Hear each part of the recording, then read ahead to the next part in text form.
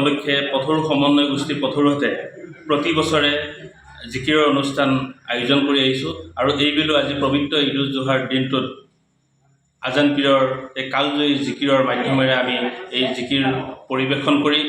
শান্তি সম্প্ৰীতি আৰু সমন্বয়ৰ যি বাৰ্তা বহন কৰি আছে জিকিৰে